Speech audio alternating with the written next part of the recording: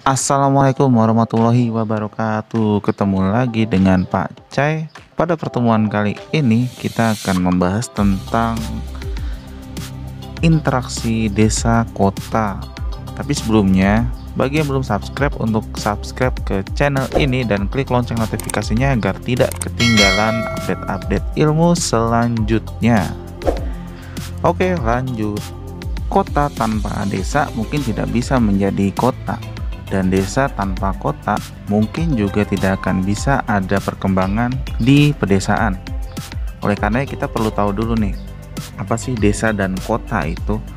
Nah, pada pertemuan sebelumnya kita sudah pernah membahas tentang teori perkembangan wilayah, di mana pada teori pusat pertumbuhan itu ada istilah core dan periferi. Nah, core ini kita bisa katakan sebagai kotanya, sedangkan periferinya adalah wilayah sekitarnya. Nah, di sini bisa kita artikan juga desa. Sehingga tidak bisa dilepaskan tuh antara desa dan kota. Desa itu memiliki banyak pengertian. Nah, kenapa bisa banyak pengertian? Karena disebabkan oleh banyaknya ahli yang memberikan pengertian tentang desa. Salah satu pengertian desa itu diutarakan oleh Bambang Utoyo, yaitu di mana desa merupakan tempat sebagian besar penduduk yang bermata pencarian di bidang pertanian dan menghasilkan bahan makanan. Sedangkan menurut Bintarto, desa adalah perwujudan geografis yang ditimbulkan oleh unsur-unsur fisiografis, sosial, ekonomi, politik, kultural setempat dalam hubungan dan pengaruh timbal balik dengan daerah lainnya.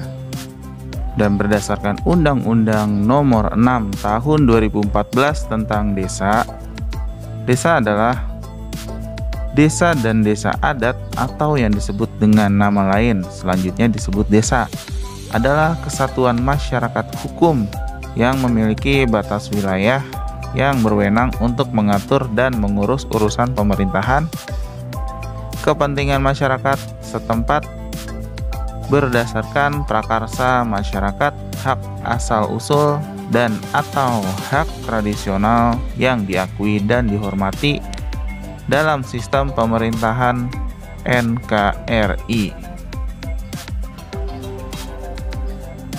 Indonesia yang terdiri atas pulau-pulau dan berbagai suku bangsa menyebabkan banyak istilah desa yang berbeda.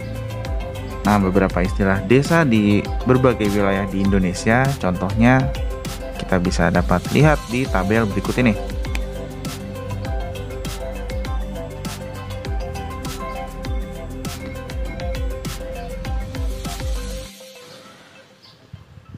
Sebagai daerah otonom, desa memiliki 3 unsur penting. Adapun unsur-unsur tersebut menurut Bintarto yaitu yang pertama adalah daerah, di mana daerah ini terdiri dari tanah produktif dan non-produktif serta penggunaannya, lokasi, luas, dan batas yang merupakan lingkungan geografi setempat. Yang kedua adalah penduduk, di mana penduduk ini meliputi jumlah, pertambahan, kepadatan, penyebaran, dan mata pencaharian penduduk.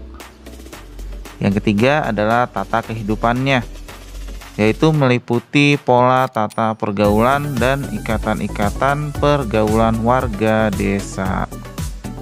Dari ketiga unsur-unsur pembentuk desa tadi, penggunaan tanah di pedesaan itu umumnya untuk kegiatan perekonomian, yang itu terdiri dari pertanian misalnya, kemudian ada perkebunan, perikanan, peternakan, kehutanan, kemudian bisa beralih juga ke perdagangan dan industri.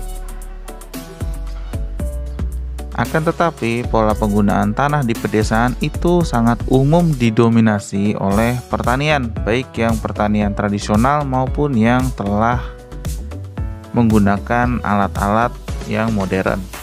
Hal ini sesuai dengan struktur mata pencaharian masyarakatnya yang sebagian besar itu adalah sebagai petani, baik petani yang memiliki lahan maupun petani yang hanya menggarap lahan milik si pemilik lahan, sehingga nanti akan ada bagi hasil.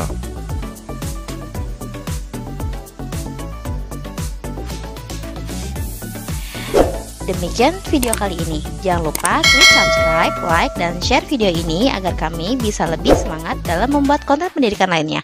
Wassalamualaikum.